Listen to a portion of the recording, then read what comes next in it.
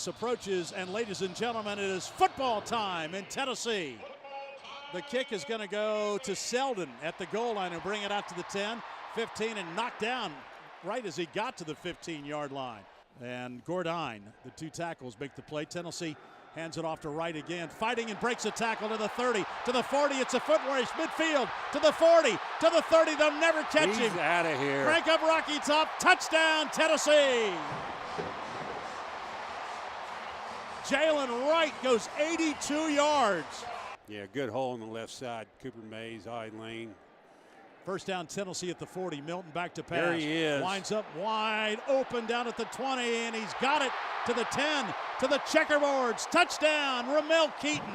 60 yards on the throw from Joe Milton. So second and goal, Tennessee at the Yukon 6. Option near side. Milton cuts it up into the checkerboards. Touchdown, Tennessee. Joe Milton running the option to the left, decides to keep it, turns it up, dashes in for a score in the fourth quarter. They just couldn't bring him down. No, running and catching. Milton play fake, looks long, fires over the middle. Squirrel White's got it at the 40. He's got some jets. To the 40, turns it on to the 30, to the 20, Gone. all the way to the checkerboards. Touchdown, 83 yards. Squirrel White came over the middle, and Joe Milton right on target again. In the second quarter, Roberson back to throw. Little quick slant to the left side to Porter, but he's thrown down. Lost the ball. It's picked up by Tennessee. Running toward the end zone is going to be Tyler Barron for a Tennessee touchdown. A scoop and score by Tyler Barron. Tennessee with a four-man front. And Roberson drops to throw. Tennessee blitzing to throw it over the middle. It's intercepted by Jalen McCullough at the 25, to the 10, to the 5. Touchdown, Tennessee. Play number one, the interception. Jalen McCullough picked it off at the 30 and raced in for a Tennessee touchdown. Five-man front for Tennessee. Roberson back to throw. Pressured off his back foot. That's intercepted, and that's going to be intercepted for Tennessee as Aaron Beasley picks it off, and he runs toward the pylon. And touchdown, Tennessee. 37 yards. Aaron Beasley picks off the pass and rumbles 37 yards. Tennessee's second pick six of this third quarter. Castle's a wingback to the left. Nico looks, fakes, fires over the middle. Pass caught by Castles. Touchdown, Tennessee. Castles, the wingback, went right down the middle. Nico faked to the left and found Castles right down the seam. 19 yards for a Tennessee touchdown, and that is Nico's first Tennessee score. This will be a 33-yard attempt from the near hash. Jackson Ross to hold. Turbyville for the field goal attempt. The kick on the way, and the kick has plenty of length, and that kick is good. Josh Turbyville connects on a field goal as Tennessee wins here on homecoming. 14 straight victory at Neyland Stadium. And the final score today, Tennessee beats UConn 59-3. All right. Let me transition. Let me transition back to the Vol Star podcast. Here we go. Oi, fellow comrades, it is Squidtard here, along with our boys Lucas Sharp and Mr. Julio Rodriguez, and welcome back to another phenomenal episode of the Vol Star podcast. What you just saw was the absolute whooping of a lifetime on a team called UConn, and I know what people are going to say, UConn, Squidtard. Yeah, I know who it is. Thank you for letting me know. Without your help, I wanted to figure it out that was UConn, but much appreciated. So, two phenomenal people over here along with me, and two phenomenal PFPs to go along with it. These are two of the best profile pictures I've seen. So, shout out to you guys for that. Yeah, I finally got it to work. That's great. That is absolutely phenomenal. So how are you guys doing tonight? I'm doing great. Yeah, I'm doing fine. Awesome. Well, we've had to push back the show. Originally, we were going to do this on Monday, and then my internet died. And then on Tuesday, I was stuck in traffic all the way up until before. I couldn't set up. I couldn't do the show in time. So we just all agreed that we should do this on a Wednesday night. And here we are on a Wednesday night. And perfect timing, too, because tomorrow I'll be dropping my Missouri preview. And then, of course, about an hour ago, I went ahead and dropped my pick'ems for the week. So, yeah, go ahead and check that out if you haven't already. But first, stick around here, as we've got a lot to talk about today on the Vol Star podcast. Usually, we try and do this show earlier in the week, like on a Monday night, but we weren't able to do that, as previously mentioned. So, of course, we're just going to try and get through this show the best way that we can, and that's to just start from the top and go through down the bottom. So, I guess we'll start off with the first topic for today. Tennessee basketball season has finally kicked off, and oh boy, season's over. We're screwed. We only beat Tennessee Tech 80-42, and as we know, if you fail to beat a FCS opponent by more than 42 points, the sky is falling and everything is over. So Tennessee only won by 38 over Tennessee Tech. So, Vol Twitter has been telling everybody that if you don't win by 40, then it's a disappointment. So, yep, we're in for a disappointing season. Won't even make the tournament. It's already over. Yep. Already over. I don't think we're gonna win another game.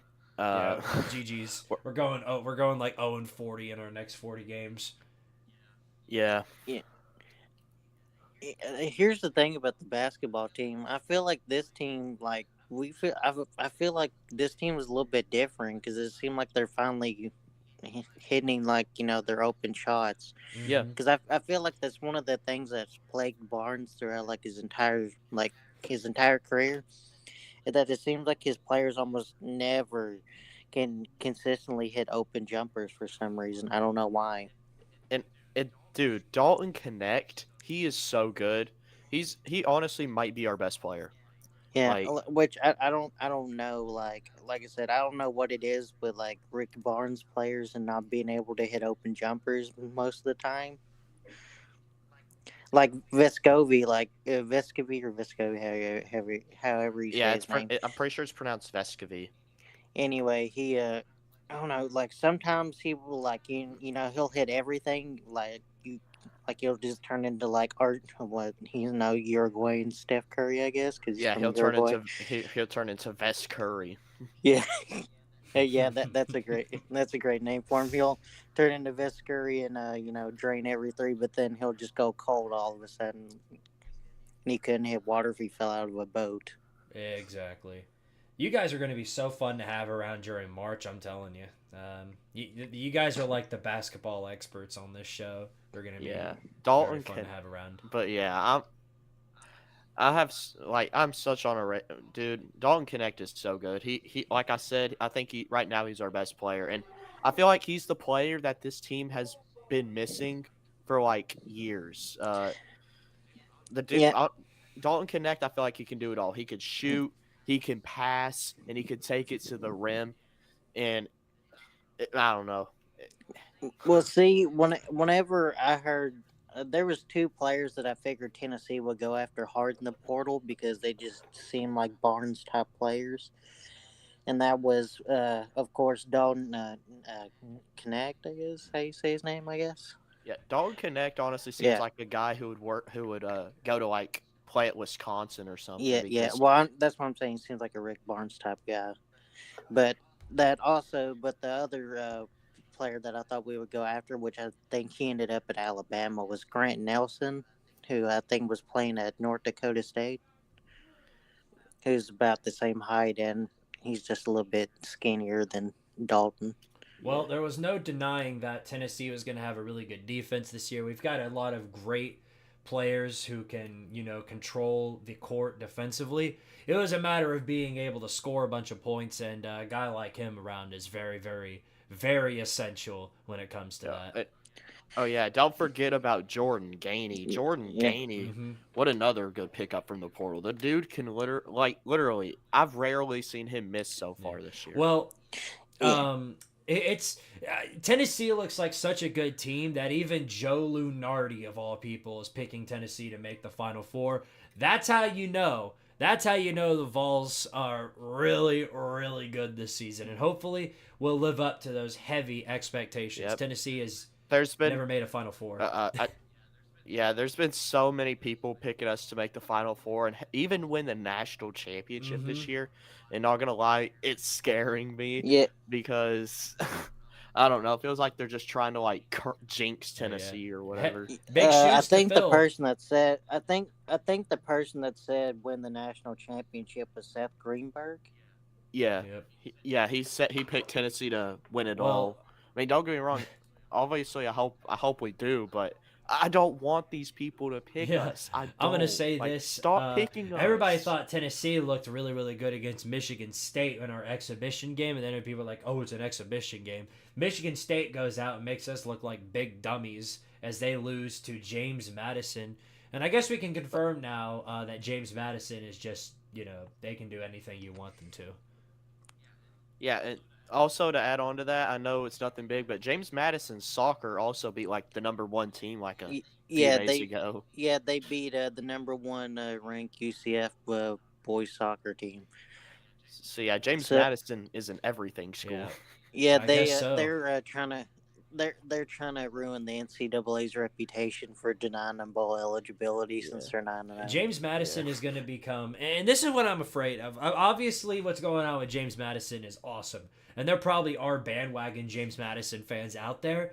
Here's what concerns me, and this goes specifically in football, because James Madison is like 9-0 right now, and because of the rules and NCAA and the Jack Diddley squat. Means that James Madison, regardless of their record, won't be able to play in a bowl, which I agree is stupid. But I think this is going to, if they end up winning out and they're sitting at 12-0 and they're not playing in a bowl, it's going to turn into that new low-hanging fruit like UCF was all those years ago in 2017, to where James Madison, somebody needs to hand them a national championship. James Madison is the real national champions of 2023. And I really don't want it to turn into that, because then it'll force people to root against them, and it'll make it insufferable. So hopefully that doesn't happen with James Madison. Not that I'm rooting for them to lose, but rather just for people to shut up. All right, well, on to the next topic at hand here. We'll have a lot more time to talk about Tennessee basketball as that progresses. Some big games coming up in that department. Looking forward to it. Let's get back to college football talk, shall we? We can't have enough of that. Week 10 was a phenomenal week of college football. I guess I'll start out with this. So we talked about it last week. Oklahoma lost to Kansas. And that set up the whole Kansas as a playoff team thing. And then it kind of spread the narrative of Oklahoma losing again, this time to Oklahoma State. We had a special guest in here last time, Anthony Z, Almighty Squidlord, whoever you want to call him. Him, as well as you two, picked Oklahoma State, and I was like, not so fast, my friend. Oklahoma's going to blow Oklahoma State out of Stillwater. And all they did was make me look like the biggest dumb, stupid idiot on the planet, because they go on the road, lay an egg, and lose to Oklahoma State. And it wasn't even a bad loss either, but it was a loss that knocks them out of playoff contention, and more importantly for the Cowboys, puts them into the talk for making the Big 12 championship. In fact, if they win out, they are going to be in that spot. So what a comeback by Oklahoma State, man. Could you imagine if Oklahoma State goes on to win the Big 12 championship and they have a loss to Southern Alabama? Yeah, really. Man, if they wouldn't have lost to South Alabama, they could literally make the playoffs. Oklahoma State is what I thought Texas Tech was going to be this year. That 10-win, really good Big 12 team that shocked quite a few people how they were in that position, but ended up,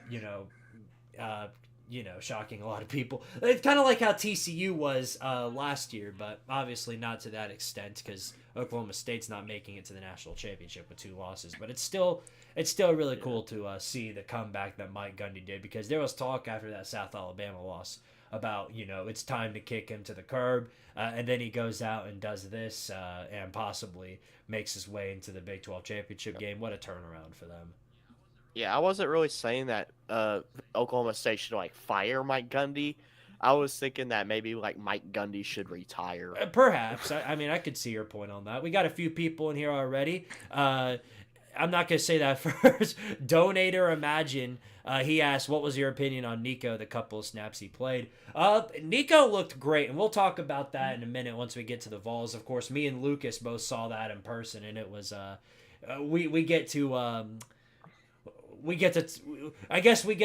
say from this point onward that we were there for Nico's first passing touchdown. Yeah, I get to tell my grandkids that in the Yeah. future. Yeah. Well, I was gonna say when I actually got back in time to watch the game for my doctor's appointment and stuff like Yeah. that, and he played great. Other than I think he messed up on one ball where he threw it a little too high. Yeah. Other than But I that, mean, it other than was a that, great. yeah. Here's the other thing that I was excited about. I think Joe's played pretty great. Like for the most part, pretty good this year. Other than, of course, like the second half of the Alabama game and the Florida game, I feel like he's actually played pretty good. I know that might be, a little bit of an unpopular opinion in some parts of our fan base, but I feel like he's done pretty well. But I feel like with him, he's inconsistent whenever it comes to sensing pressure, like when the pocket collapses. But with Nico, like I don't know, he's just a natural at feeling, like around in the pocket and just feeling the pocket collapsing and stepping up, or you know, mm, stepping up, dropping back, just whatever he needs to, get more get more yardage. Mm-hmm. Yeah, Nico's pocket presence is absolutely incredible. Yeah. And plus, that one pass he threw whenever, like he threw a perfect pass, I think, but did someone drop it whenever I think he threw it to the sideline? He just Oh rocketed in yeah. there towards the Yeah. sideline. Yeah. I can remember who he threw it But to. he's going to be such an influential player in the future. 2024, as I previously mentioned, going to be a great year for the Vols. What's up, traveling fools? Glad you could stick around here on the stream. All right, let's get to our next point here. So I laid out. I talked about the Oklahoma State thing. So another thing I want to talk about, and we clowned on this last week, or maybe we didn't, but I don't know. Is Tyler the savior of Clemson football? It, is Yes. he this? End of discussion. Because he calls into the show, Dabo's show, and lights a fire under Dabo Sweeney, and makes him pop off, and you're some dumbass kid, and then they go on to beat a top 15 Notre Dame team. Now this Notre Dame team is a 3-loss Notre Dame team, but it's still a huge win for the trajectory of Clemson. So is he Yeah, the yeah, savior of Clemson but football? keep in mind. Yeah, I was gonna say, but keep in mind about that Notre Dame team. I know people love to shit on Notre Dame for not living up to expectations, but those two losses this year were to Louisville, who I think is a borderline top 10 Yeah, team, they only have one and loss. And Ohio State. and Yeah. also and Ohio State, who's undeservedly, I might add, the #1 team in the nation right Yeah. now. Yeah, I don't know how they stuck around as the #1 team and then, are sitting there losing to Rutgers at halftime. But that's why football's a 2-half Boo, game. Boo Corrigan, did you see what he said about Rutgers? He was like, "Yeah, they beat a good, top 20 defensively Yeah. Rutgers team." I was like, the thing is, I think Rutgers is actually like a top 10 defensive team, but here's the thing. It's Rutgers. I guarantee you, if you would put them against almost any SEC team, probably besides Vanderbilt, that they would probably lose. I mean, I feel like Rutgers would probably put up a good fight against South Carolina. Probably, yeah. Because South Carolina Well, looks terrible, too. I feel like other than like maybe the top bottom 2 or 3 teams, I feel like most SEC teams could beat them. Oh, yeah, definitely. But I mean, the fight they put up and the fact that they're bowl eligible is something to take note of. Which I will say this, I'm happy for Rutgers. I think that's like the perfect job for Greg Schiano. That's his type of territory. He's from New Jersey, which I'm not going to shit on him. I don't think he had anything to do with what happened there, which I think people know what I'm talking about. But I don't think he had anything to do with that. He just happened to be on the staff at a bad time, so I'm not going to blame him for that. And I feel bad that our fan base going to shit on him, but I think our fan base was just tired of, just phoning it in when it comes to head coaching hires. And yeah, we did screw that one up because Pruitt ended up being a fucking dumbass, but that led us to Heupel and where we are now, and I wouldn't trade it for anything. All right. as of right now. Yeah, you summed that up pretty well. In other news, we might as well throw a party for this. This is probably the biggest news of the entire week right here. Sam Houston has done it. They have won a game. This is a revolutionary achievement. Shout out to Sam Houston. They have finally done it. They are did it. Congratulations. But it is, now at least now every single FBS team has won a game. So shout out to Sam Houston. Yeah. Also, I don't know if you know this, but I think they were the third team that wasn't eligible for bowl eligibility this year because of that rule, which I mean they're already eliminated from it.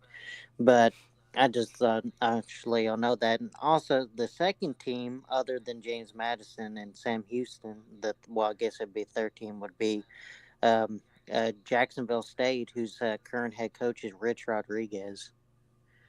Which I don't know if y'all remember Rich Rod. Jacksonville State. Yeah, Rich Rodriguez. Yeah, former coach at West Virginia. Yeah, West Virginia. Fun fact: he was the leading candidate for the Alabama job before Nick Saban. I remember that. Yeah, that fun times for sure. Michigan fans can tell you all about it. They hate that, man. All right. So on to other news. So this is, I mean, most of the games, in my opinion, were expected. We had expected results come from that, but I think we all were in agreement on this one. The Florida loss to Arkansas surprised me. I did not expect Florida to lose to Arkansas, and here's why. Because Florida tends to play a whole lot better at home than they do out on the road. And then what happens is Florida lets Arkansas put up 39 points on them. They go into overtime. It was a great game. But the fact that Florida was in that position anyway is really, really tough. And then Arkansas, because the thing is, Arkansas gets out to an early 14-0 lead. And then Florida wakes up, puts up 14 points of their own. It's 17-17 at halftime. And then Florida starts to, pull away. And you're like, oh, now Florida's waking up. They're going to win this game. Then Arkansas comes right back in it, ties up the game, goes into overtime. And Florida had the game won. They had a big drive right before the end of regulation, and it was like a 30-something yard field goal they had to kick, and that was the game right there. They missed the field goal, go into overtime. Arkansas scores the walk-off touchdown to win over Florida. I'm telling you, Florida may not make a bowl game this season, and that would be for the first time in almost 100 years. The first time that Florida has had 3 back-to-back losing seasons. So. Actually, I think I think this is the first time they had back-to-back losing seasons since like the 40s last year. The 40s last year. It was what? Yeah, I was saying they've had back-to-back losing seasons, right? Back-to-back losing seasons. Okay. Oh, well, I was gonna say back-to-back losing seasons right now, because they haven't had a winning season like 2 years. And I was saying I think it's like the first last year whenever they clinched that second losing season, that was like the first time since like the mid 40s. Yeah, that's what I'm getting at here. It's the first time since the 40s that they've been in that spot, and now they're about to be three losing seasons in a row. The only way that they don't, they have to, so their next game they have to go on the road against LSU. And then they have to play on the road at Missouri. Loss. And then they get them at home, but they have to play Florida State.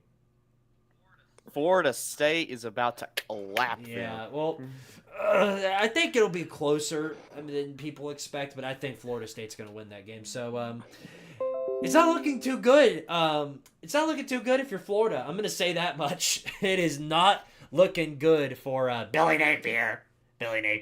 Yeah, and it pisses me off because we freaking lost to them. You start to wonder each and every week. It's just going to be the same question on repeat. How in the world did we lose to Florida? The Swamp Voodoo, man. Everyone can beat Florida except Tennessee, it feels like. And I was telling you, me and Lucas were talking about this walking home from the game. or at least driving home from the game. Everybody can beat on Florida except for us for whatever reason. I'm telling you, man, it's a curse. It's a curse. Yeah, I don't know. They managed to always play their best game against us, Right. and it pisses me off. Well, I'm tired of losing to them. I'm sorry, Yeah. I'm getting pissed Well, off, but I'm tired of losing we're all to pissed them. off about it. I don't want to lose to Florida, especially a Florida team that won't even go friggin' bowling. You know how embarrassing that is? It's humiliating. Absolutely humiliating. Yeah. So, got to get that Yeah, under it's control. just bad. Because, heck, had we just beat Florida, we would only have one loss right now. Yeah, we would still be in the. We're technically still in the playoff contention, but we'd be more in it if we didn't lose to A lot Florida. more in it, yeah, definitely. All right, before we get to our preview for Week 11, there is one more thing I'd like to discuss. So this got confirmed Sunday or Monday. I think it was Sunday after the USC Washington game. But we were waiting on this for a very long time, especially after the Brian Ferentz news. It looks like they finally pulled the plug on Alex Grinch. Finally, about friggin' time. It only took you a season too late to pull it off, but you actually went through and did it. I thought he was never going to go They away. just kind of wasted the career of one of the most talented, NCAA quarterbacks. But Right, exactly. Because Caleb Williams, I mean, the loss to Washington and pretty much every loss, all with the exception of the Notre Dame game where he threw 3 interceptions, none of those losses were his fault. He went out there and balled out, but, the defense couldn't stop a friggin' nosebleed, so what are you supposed to do? Just, go out there and ball out as much as you can, so... Sucks to see that happen to Caleb Williams, and I saw where people were like, Yeah, laughing at him because he was like crying after the game. Exactly, yeah. And I'm never going to do that to anybody. And people use the excuse, oh, well, he did it to Max Duggan when he was like, no, he didn't. And people are retweeting that thing where he said LOL. Look, I clowning people for doing stupid things, I get. You should have seen how many people went after Joe Milton after he lost to Florida when he said in the offseason, I don't lose to Florida. It happens. But that quote, that LOL that he put next to that, thing with Max Duggan, you guys may not even know what I'm talking about, but oh yeah, I know, because it was everywhere, but it was taken out of context. That was in response to because everybody was kind of dumping on Caleb Williams for showing emotion, and then Max Duggan does it, and they're like, this is an emotional moment for blah, blah, blah, blah. You see my point. But anyway, with Alex Grinch being fired, it's a real question of whether or not because if a new defensive coordinator comes in and USC still has a defense that can't stop anything, then that pretty much confirms what a lot of people seem to believe at this point, where the USC defense is not a coordinator problem, but rather a Lincoln Riley problem. So I'm interested to see how that's going to play out in the future. I think you guys can agree with me on that. Yeah, I don't know. It's been a Lincoln Riley problem. Seems like it. I feel like. I mean, literally, keep having terrible defenses at Oklahoma. Mm-hmm. Yeah. Well, we'll figure it out real quick. Even if it's not this year, next year we'll know for sure, because USC is going to have to be battling it out with teams in the Big Ten. And if they're putting up, if Iowa and USC play and Iowa puts up 30 to 40 points, then without Alex Grinch being there, then that's how we'll know it's a Lincoln Riley problem. But we won't have to wait too long to figure that one out. I would love to see that Iowa versus USC. Yeah, what a game that'll be. Stoppable force meets movable object. So now that y'all say that, can you imagine an offense ran by Brian Ferentz with a defense led by Alex Grinch? Yeah, that's called UMass. Sam Houston. Yeah, that's blah. That's disturbing. All right, well, enough about last week. Now that we've talked about, kind of, touched on a lot of those events, you guys want to make some discussion about this week? I'm sure you do. Oh wait, I want to say Go ahead. something. I jinxed another undefeated team again. I jinxed Air Force this time. How so? Oh, because you said Because I was like, oh yeah, I think Air Force could, has a chance to go undefeated, and then it's like, then they get blown out by fucking Army by 20 points, that and was I was like, oh my wild. god, I've done it That was again. wild. I will say that for sure. That was absolutely wild. Who are you gonna drink? Who are you gonna jinx this time? Hopefully it's Georgia. Yeah, say. Can you say? Fuck Yeah, it, you say know what? Georgia's gonna win. You know what, guys? I think Georgia's gonna go undefeated. Georgia. I'm All locked. right. Well, you guys ready to talk about some of these week 11 games? I We think got some so. great ones. I We've think got so. some absolutely great ones on here. So, let me present this, and you'll see what I'm talking about. So probably one of the biggest games of the season right here to start out with. Michigan, number 3 in the nation, undefeated, traveling out on the road to play a one-loss top 10 Penn State team. Now, what pisses me off about this game is this would be a lot more fun to watch if this were a night game and a whiteout. But the fact that it's a noon kickoff is really irritating. Now, of course, Fox, big noon, Saturday, blah, blah, blah, blah, blah. But I think it would have been a whole lot more fun to watch if Penn State were playing this game at night. But and it would have favored them better, I think, because it's never easy to play Penn State in Happy Valley, but to play them at night, it's a completely different environment. So tough break for Michigan right there. I'll say that much. But yeah, the Wolverines going into this game 4.5 point favorites. Who do y'all think's coming out on top? I'm taking Michigan. Yeah, I'm gonna take Michigan as well. Can't trust Penn State in these big games. Yeah, I hear you on that. So I guess we're all in agreement there that Michigan's getting the dub here. Yeah. Yeah. And then Alabama and Kentucky. Yeah, I want to talk about this one. So people actually think Bama's on upset alert this week. Is there anybody in here that thinks that Kentucky stands a chance? I do. I will say this. I feel like the game definitely could be closer than what some people think, mostly just because Alabama does not go to Kentucky, like too often or whatever. But I still think Alabama probably wins by like 2 touchdowns. I think they'll pull away eventually and win by like 2 or 3 touchdowns. Yeah, Alabama should win this game fairly easily. I don't know. Yeah, it's plausible. I mean, it's not. Well, I mean, the only reason I said I think it could definitely be closer for a little while is because I know people love to shit on Kentucky, but playing in Lexington, especially, if this was a night game, especially, I would definitely say it would be closer. But since it's like in the middle of the afternoon, I still think Kentucky's probably gonna get blown out. Mm-hmm. Yeah. But like I said, especially I hate when Tennessee goes up to Lexington and plays a night game because it's fucking cold as shit, and it's always a fucking knockdown, drag out fucking brawl. Yeah, we always beat them though. So I mean, yeah, we almost always win the damn slugfest, but it kind of takes a little bit of steam off the team usually. It tends to do that, yeah. But yeah, meet us in Kroger Field, woo. I guess Alabama is the. We'll just say Bama wins. We'll leave it at that. That's all there is to it. So we can go ahead and skip some of these games. Y'all want to even touch on this one? Oh, Vandy, South Carolina, is this the even greatest worth game. discussing? Yes, it's the greatest game of all time. Yeah, Vandy's going to be at least 6-1, is what I've heard. What do you mean? Vandy's undefeated. ESPN's clearly got it wrong. Playoff team, sir. We sticking with sticking with the Cox on this one.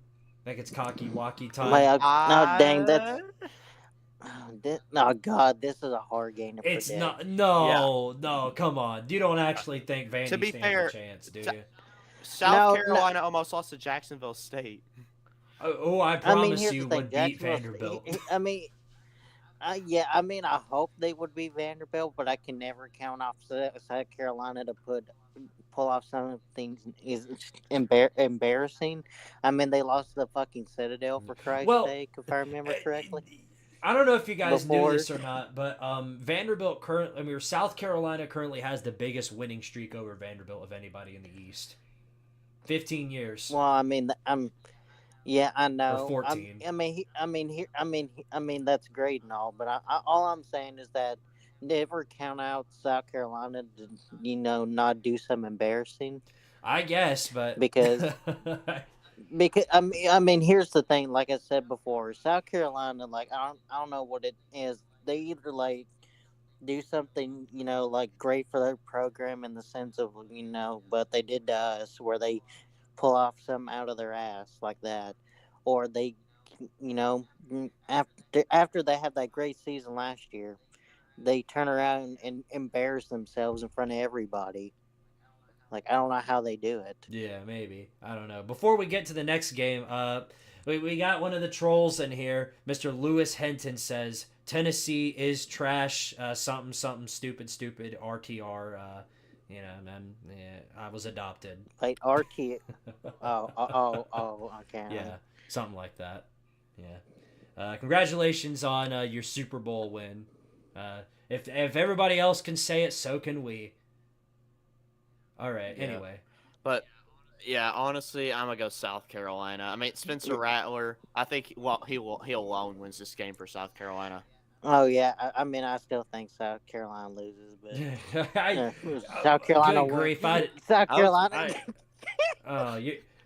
You might as well. Hey, I'm you just might as well joking. go ahead and say I'm South joking. Carolina's going to win, so that way Vanderbilt can jinx everybody and then get a win over the Cox. That would. I'm joking. I said that so casually. I just wanted to see if y'all would I- catch what I said. Uh-huh. I would absolutely love it for Vanderbilt to end South Carolina's bowl. Well, hopes, not though. just that, but I think that imagine how bad that is for Shane Bieber.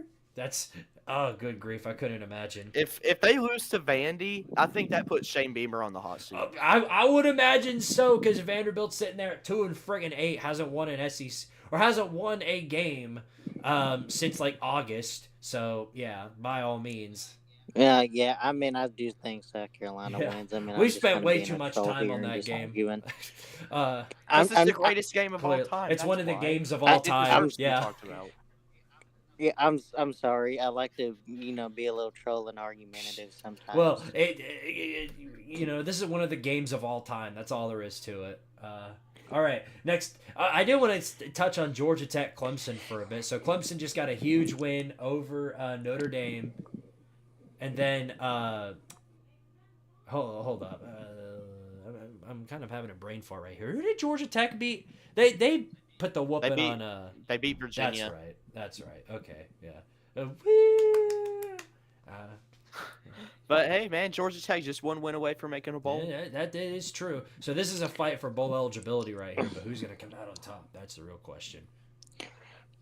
I guess we're all in agreement because I think Georgia Tech's going to put up a fight.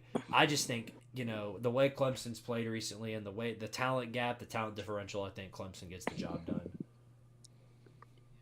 Yeah, I want Georgia Tech to win, just for Sea-Dog, but I think Clemson gets the win. Yeah, I'll take Clemson. I mean, don't get me wrong. If Clemson loses this game to Georgia Tech, that would be hilarious. But I think Clemson gets it done. All right, next up, we can skip some of these. I'm only going to touch on them. Oh wait, What? You're not going to talk about the undefeated Liberty and undefeated What? James Madison. Nope. Unless they were playing each other, but they're not. So, we can both assume that they're going to do that, or at least win the game. Miami and Florida State. What do y'all think about this one? Y'all think Florida State winning pretty easily? Florida State. Florida State, Miami All right. sucks. Well, we could skip that one then. Yeah, Florida State, Utah, and Washington. So Washington's still undefeated. Utah, not much of a semblance of an offense, but their defense is pretty good. But can they shut down Michael Penix? That's the real question. What do y'all think? I think it'll. God, yeah, I'll take Washington still. I mean, Washington, as of the last few weeks, they keep barely just edging by, but I mean, they keep winning. So, I mean, they're undefeated. So, uh, I guess this week The, I'll go with Washington. I think they'll Yeah, there find was a an way to get innuendo on what it Lucas done. just said, but I'll leave that to the comment section to discuss with themselves on that one. But anyway, yeah, Wait, what nothing. happened? Washington with the win. I think Washington's gonna get the dub here. Michael Penix to me. I don't think they're gonna do a good job enough of holding them off. I think they take care of business against Utah. We'll talk about this one in a minute. Rutgers and Iowa. Should we even discuss this one? Who do y'all think's winning? oh God, this just seems like a absolute barn Stoppable burner. force meets movable object. But then again, I mean, Rutgers is they've got a pretty good defense. Both of these teams have a pretty good defense, but it's looking like one of those games where it's going to be like 3-2 or 0-0 at the end of regulation type deal. Yeah, I don't know who I would pick in this game. I guess I'd probably pick Iowa because it's at home for them. Maybe. Yeah. Neither one has I guess semblance I'll of an go. offense, but Yeah, but I mean, I don't know. I just think I would probably have to take Iowa since they're the home team. yeah, I guess. Yeah, I'll probably take Iowa. All right, then I guess we'll all stick with the Hawkeyes here. Nothing else to say about that one. All right. Ooh, Arkansas and Auburn. So Auburn going on the road to Fayetteville to play an Arkansas team that just knocked off Florida on the road. Do we see a letdown week for the Razorbacks, or do y'all think Arkansas holds on at home and beats Auburn? That's kind of a hard one because I know Arkansas just finally got back Rocket Sanders, who was a big part of their offense. And KJ Jefferson is, I think he's such an underrated prospect at quarterback. Just my thoughts on him. Yeah, well, I mean, here's the thing. It's because he plays at Arkansas, and then also the other thing is that he's kind of been carrying the team whenever they don't have Rocket Sanders, too. Mm-hmm. So, God, it's kind of hard because I don't feel I'm not really too confident in both teams or whatever. I guess I'd probably pick Auburn. Did they got Auburn winning the game or Arkansas winning the game? Like, do they have like the spread? Yeah, or Arkansas like is a 2.5 point favorite. 2.5 point favorite. Yeah, I guess I'll take the home team. Right. I'm pretty sure Arkansas can still make a bowl game, right? Yeah, they'd have to win. Yeah, out, they have though. to win out. I'm pretty sure. I know their next. Obviously, their next game's against Auburn, and then their last game's against Missouri. Who else do they play? I think they play. I don't know. I think it's Mississippi State. Let me look that up real quick. I'm pretty sure. Yeah, I don't know. But I mean, if Arkansas wins out, that would be. Oh no, it's a. They get one of those lucky November. FIU. Lucky November poo-poo team. So, yeah. So I'll go with Arkansas on this one. I think Arkansas is starting to get into a groove, and I think they're going to show out because they, of course, want to get to bowl eligibility. Right. So yeah, I guess I will. I'll stick with the Razorbacks here. I think I picked Auburn in my pick'ems, but I guess I don't know. Maybe I'll be right either Well, way. I mean, here's the thing though. You finally saw that they got Rocket Sanders back. Yeah, right. So we'll see how that goes. Okay, this is a huge one, of course. Big moment here. Big game. Number 9 Ole Miss traveling out on the road to the Mickey Mouse Clubhouse. I mean, Athens to play number 2 Georgia. So who's going to come out on top here? Oh wait, I want to say something. Did y'all see the picture of the one young Georgia fan reading a book at the Georgia game? No. He was reading a book in the stands, like someone's like, damn, they've already got that complacent in Athens. reading in Georgia, that's a I don't know. I thought that was a foreign concept over there, but I guess I was wrong. Yeah. All right. But anyway, you guys, Georgia's undefeated, of course. They're hosting number 9 Ole Miss, and if they win this game, if they clinch the East with a win against Ole Miss, so it's very important for us that they lose this game. But all that aside, all bias aside, all hope, everything. Who do y'all think's come out on top in this one?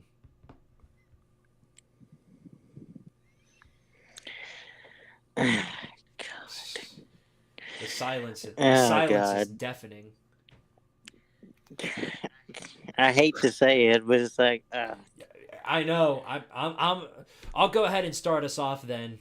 But as much as I hate it, I think Georgia comes out and beats Ole Miss heavily because Georgia tends to show up. And I've said this for the longest time now. I said it in the offseason too, and it's the truth. Georgia shows up against big-time ranked opponents, especially when they're at home. And under the lights at Athens, I just don't see a scenario where, I mean, there is a plausible scenario where maybe Ole Miss gets the jump on Georgia and then carries the fight all the way till the end.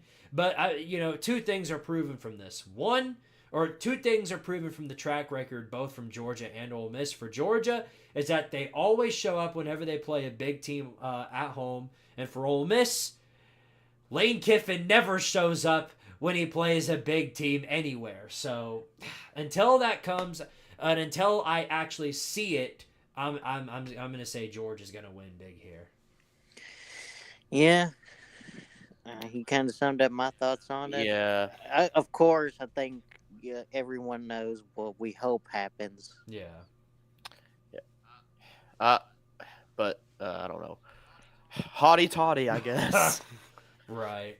Hotty toddy, gosh almighty, who I the hell never- are we? Hey, flam, bam, bam, Ole Miss, my Yeah, thing. really. This is the only time in ever that I think I'll ever root for Lane Kiffin to do something. So it'd only be right that he lets me down, but we'll see how that goes.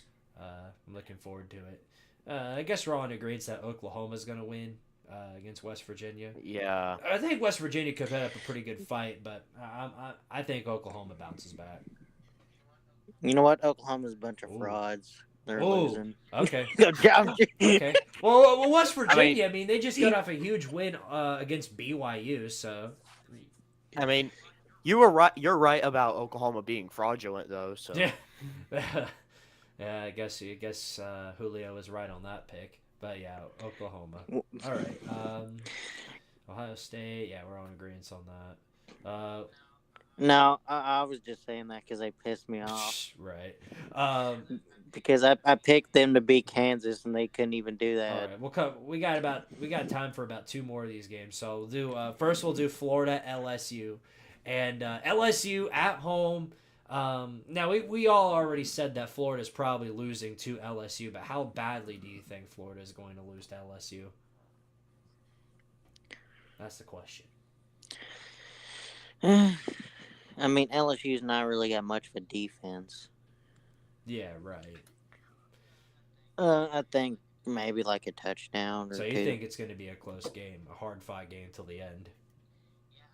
Yeah, I know that's kind of like my typical answer, but I feel like that's usually how most of these games usually end I up feel being. like it's more possible, since this has happened a few times, that Florida kind of, lingers below LSU for most of the fight. They're with LSU, but they can't get beyond them. And throughout the entire game, Florida's just one step behind them, and I think LSU comes out on top, wins by 10, somewhere around that range.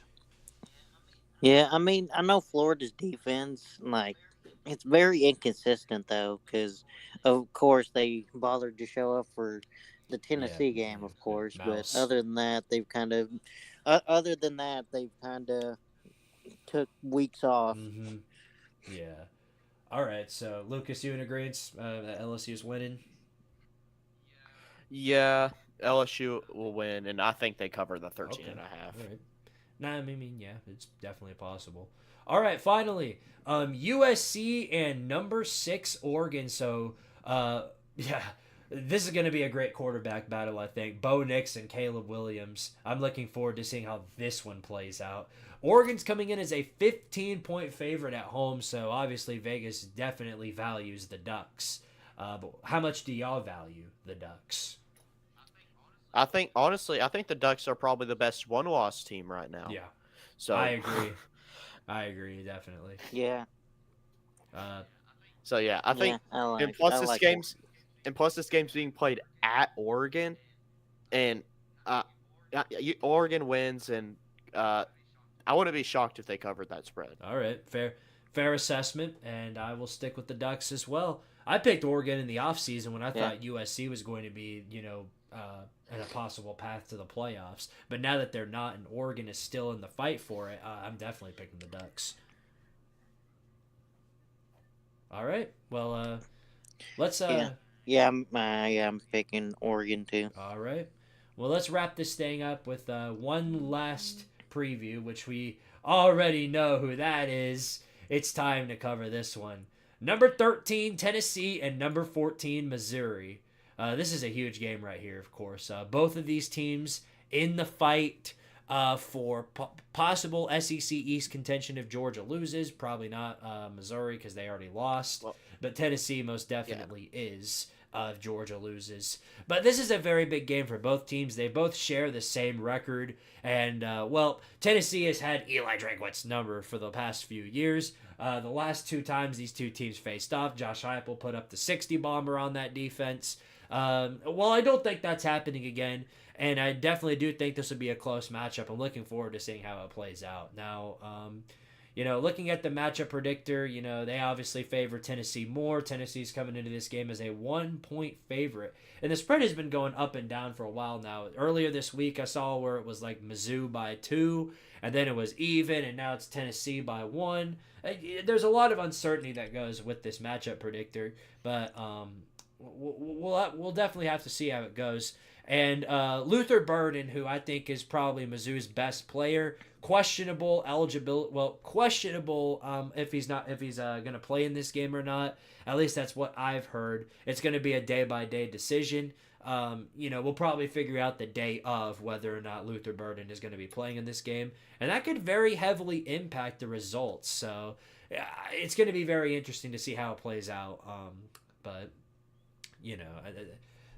that's all there is to it. So, what do you guys think? Is Tennessee liable to put the whooping on Mizzou, or is this game going to be really, really good? I think it'll be a good game. Well, or I should say, I feel like it'll be a good game if Luther Burden's in, and then I feel like if there's no Luther Burden, then I feel like Tennessee might just pull away. I'm not gonna say we're gonna drop 60 on them like we had the past 2 years or whatever, but I still think that if there's no Luther Burden, I feel like Tennessee will, handily win the game. Lucas, what about you? You in agreement on this? Yeah, I agree with that. I think if Luther Burden doesn't play, I think that's obviously going to be a huge impact on the game. And I think if Luther Burden doesn't play, then I would say that the Vols probably win by like 2 scores. But if Luther Burden plays, if Luther Burden plays, I'd probably say that Tennessee probably wins by just 3 points or something. Probably, yeah. But yeah, it's definitely going to be a good game. During the off season, I didn't think this was going to be a good game at all. I figured we was going to blow Missouri out. But now Missouri actually looks good, and I don't know, but yeah, this is definitely going to be a good game. Yeah, for sure. Well, both of these teams, they've got a lot of weapons. Brady Cook has shown out a lot this season. I'm really impressed with the, ability that he's put on the field. And after what Devin Leary did to our secondary, and with the loss of Kamal Haddon for the season, I think Brady Cook's going to do a number on the secondary. That's definitely my biggest concern is, how is this defense going to respond after what Devin Leary did? Are they going to be able to shut down Brady Cook enough to at least get the finish on him, or at least get the W? I don't know. There's a lot of uncertainty. And then, the defensive side for Mizzou, are they going to be able to stop Tennessee's run game? are they just going to be able to stop Tennessee in general? Because this Missouri defense the last 2 seasons has not been able to do jack diddly squat against Tennessee in terms of shutting down either the run or the pass. So if the Vols come out and they're able to run the ball in Missouri efficiently, I think that's going to set the tone for what's going to happen throughout the rest of the game. But if they're able to shut down the run and force Tennessee into a situation where they're going to have to start throwing the ball, that's going to put I think that'll put Missouri in a much better spot. So I'm interested to see how this is going to play out. And the narrative behind both of these teams is that Missouri is fool's gold because they're like a fool's gold team. And I've said it about Missouri a few times. You go back and look at their schedule and look at their most dominant win, and it's the same as Tennessee. Our best win is against Kentucky, and the same goes for Missouri. You look at the rest of Mizzou's wins, and it's just, mediocrity after mediocrity. After that, it's like South Carolina or something like that. Tennessee at least has a few wins that prop them up. The Texas A&M win, the 21-point South Carolina win. It's, there's a lot of uncertainty with this game. So I think whichever team wins this game is going to have that big win to prop them up for whatever bowl game we end up into. Tennessee wins this game, goes 9-3, loses to Georgia. Chances are we may not make a New Year's Six bowl. That would depend heavily on whatever else happens throughout the rest of the conferences. But if if you win this game, you beat, if you're sitting at 9-3, chances are you'll probably make the Citrus Bowl, and that would be a pretty good bowl for Tennessee, considering where Tennessee has been these past few years. So you would not hear me complain too much about that. Now, whether or not it'll happen, we'll have to find out. Anyway, I'm kind of getting off topic here. Ed is UT in the comment section says Vols are winning this game by 7+. And that wouldn't be hard to believe. I think if Tennessee wins this game, it's going to be a game won in the trenches. I think the offensive line will have to control this Missouri D-line and, be able to control the...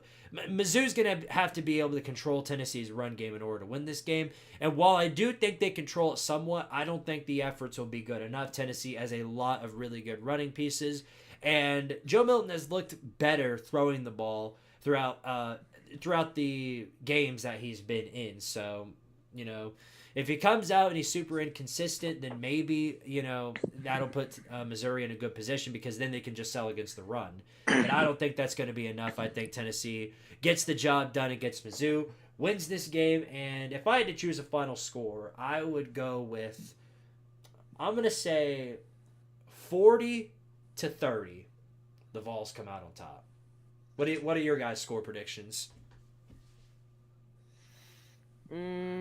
I'd probably say Tennessee 38, Missouri 31. All right, and Julio?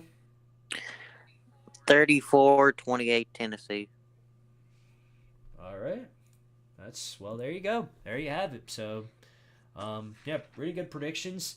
And, chances are, instead of actually making a preview video, I'll probably just upload this segment onto YouTube and then call it a day. Because I think we did a really good job previewing that and kind of talking about how that's going to play out. So we'll see. We'll have to see how it goes, fellas. But I'm fairly confident going into this game. I think Missouri is propped up by their poo-poo schedule, and I think the Vols get the job done on Eli Drakewitz and continue the reign of dominance over Missouri. How long has it been since we've lost to Missouri? Was it 2018? Yeah. I think I think the last time was it the second time they dropped 50? The biggest win for Missouri against Tennessee in the last 5 years was when our wins against our wins in the 2019 and 2020 seasons got vacated, so then Missouri could say that they don't have a losing record to Jeremy Pruitt. Yeah, and that's what I'm saying is that I think that's the last time they technically beat us. Yeah, but I can't remember that was before 2018 was the last time they beat us. They didn't do anything afterwards. Yeah, that. I think Heupel was there. I think that was the year right before he got hired at UCF. Was it? No. Huh. All right. I think so. Well, the more you know. I think if you look it up, Derek Dooley was there. You look it up. I think Derek it is. Dooley was there the year before, or he might have been there. Yeah, I don't know.